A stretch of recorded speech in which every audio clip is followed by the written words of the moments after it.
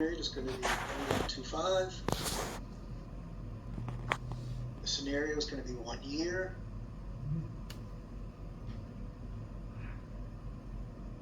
Budget type is standard.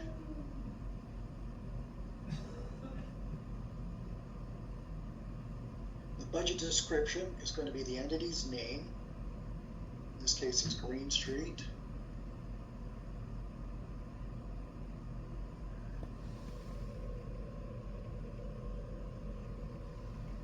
Put the budget year first, 2.25.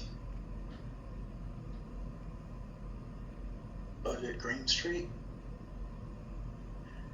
Counting basis is going to be accrual. And then we need to select the budget setup group.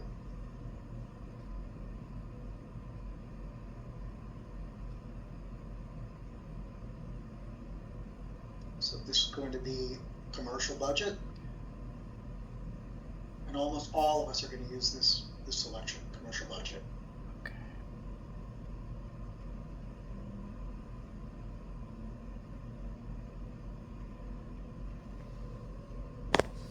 And then do not select create budget. Everybody, you want to do this, you see this button down here, it's exciting. Probably roll over in your sleep thinking about it sometimes. Don't do it yet. We're going to do entities next. We're going to add entity.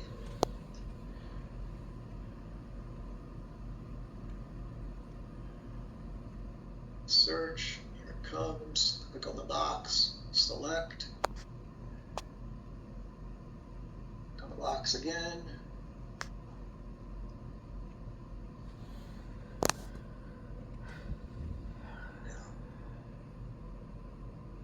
History.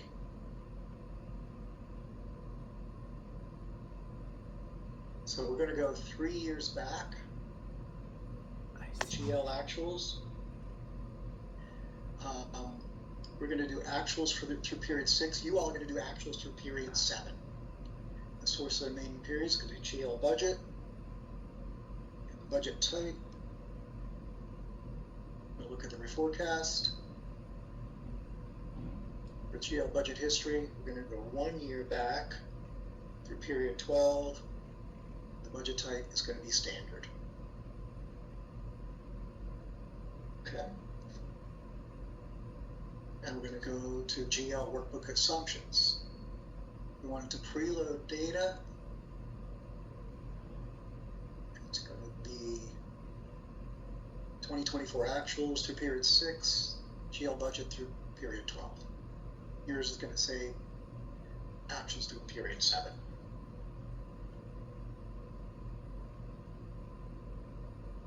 And then lastly, the CM workbook assumptions.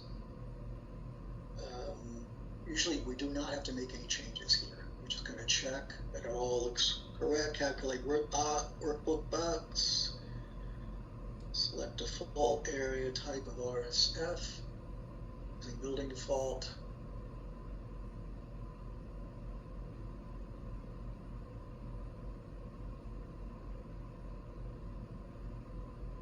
And that's it. Now we're going to hit create budget.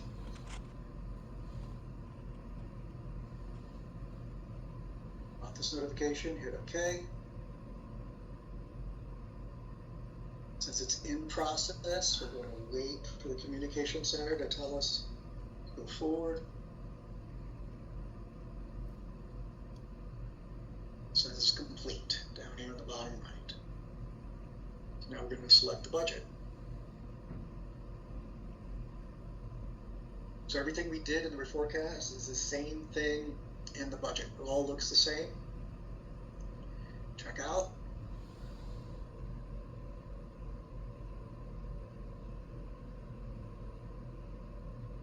Operating expenses.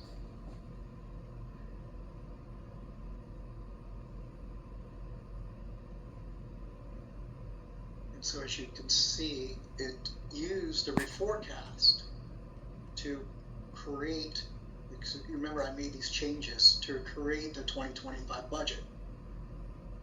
But let's say, for example, now that I'm looking at 2025, I'm like, oh, this is going to be this is going to be much higher. I just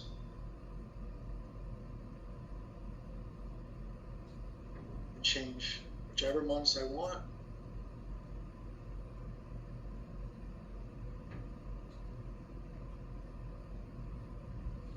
It's a little high.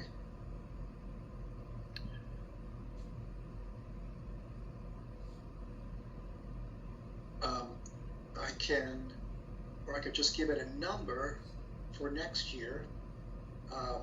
So let's say, for example, I know that in 2025, my property insurance is going to be $45,000.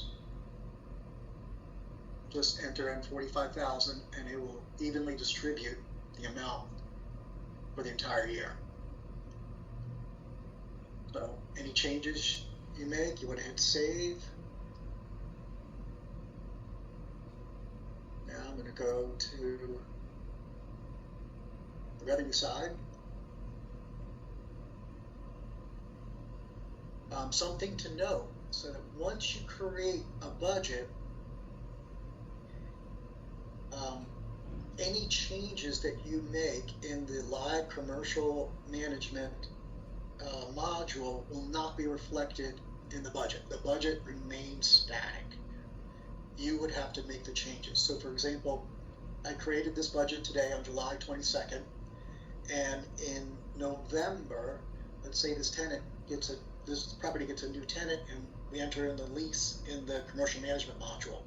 That lease will not automatically populate in the budget. You need to come in and enter the lease in the budget.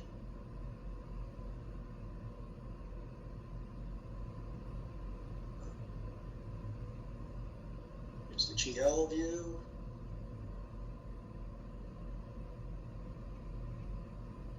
I have a question about that. Yes. If we did create it, is there any way to pull that information over into the budget, or we do have to enter it? You have to enter it. They're two different databases. They don't talk to each other. Got Good it. question. Okay. Thank you. So something's very useful is that the drill down feature, so you can see what the assumptions are behind this. And so there's the blue hyperlink. You can see all the tenants and all of the charges.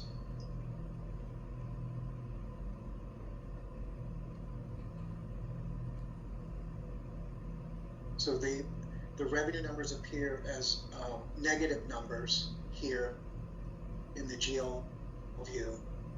And of course, any concessions would appear as a positive number.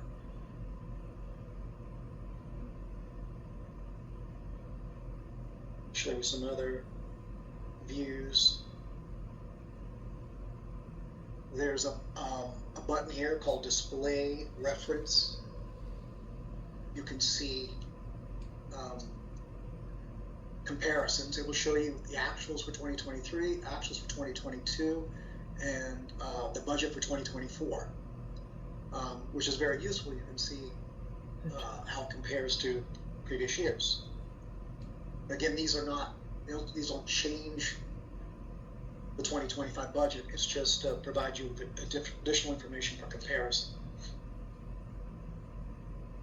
So I've showed you how to make changes in the budget when we did the reforecast. Something else we can do. Another way to make changes.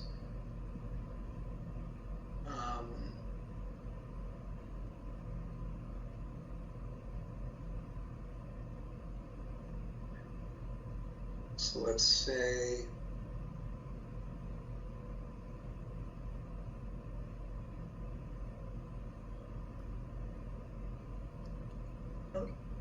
back.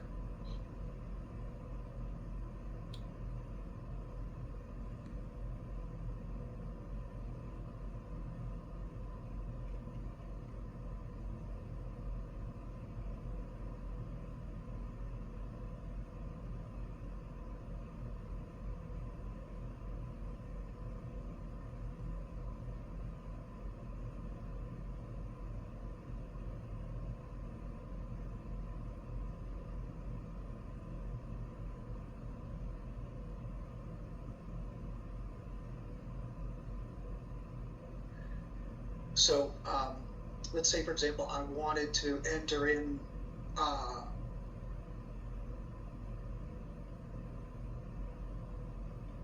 fee that I think I'm going to collect. And I'm not sure what tenant's going to come from, so I'm not going to drill down at the tenant level and enter this fee. So I'm just going to say, do it at the GL level.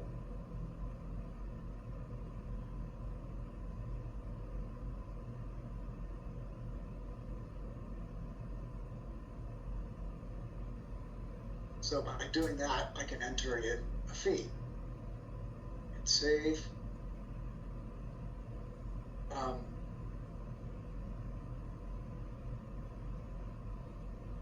the preferred way to do it would be if you knew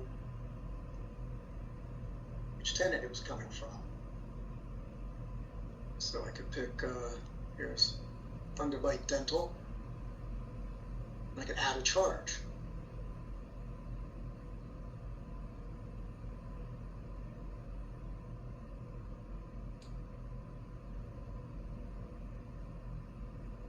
There we go, administrative fee.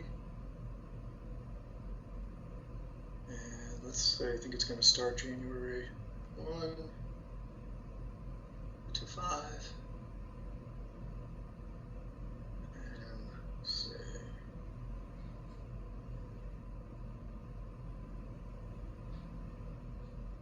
it's going to be $1,000 a month.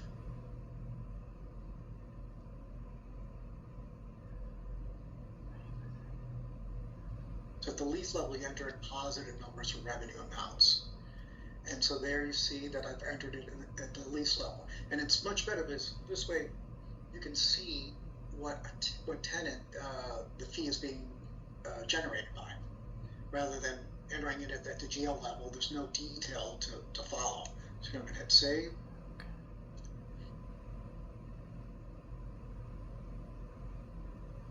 And because I made a couple changes, I'm going to hit calculate. There's Underbite Dental, calculate. You saw that we did this before in the reforecast. We'll wait for it to recognize it here.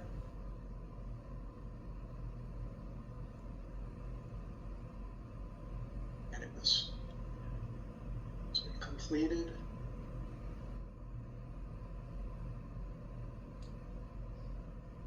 Save. As I mentioned, you need to unfortunately exit in order for the alert sign to disappear. Okay, and so now that alert sign has disappeared. There may be occasions where when you created the budget, there is an account that you want to include that doesn't appear in the workbook. And let's see. You can see all these accounts that appear here. And I'm going to see if I can find an account that's not here. And see how this is included in the workbook. All of these, every account for this property is already included in the workbook. But if one of these was not, you would be able to include it by reloading the budget.